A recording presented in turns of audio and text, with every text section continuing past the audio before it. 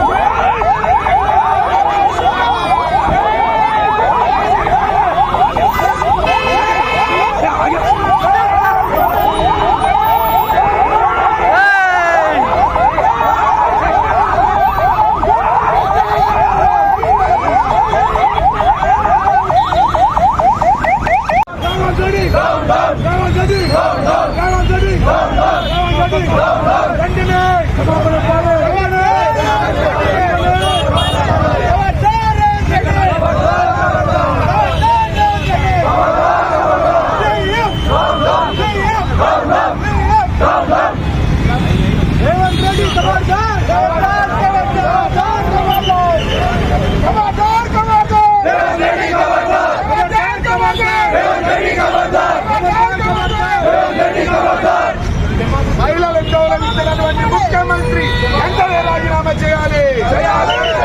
మహిళలకు ముఖ్యమంత్రి వెంటనే రాజీనామా చేయాలి. మహిళలకు ముఖ్యమంత్రి వెంటనే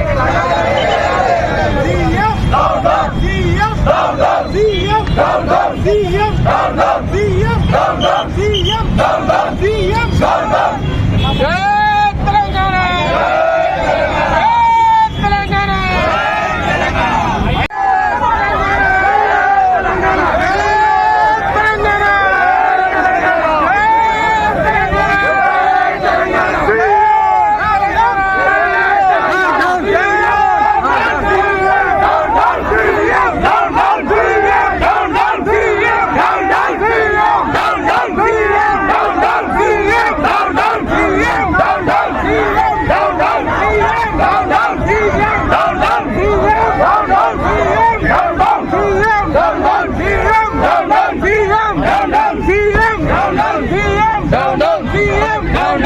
సీఎం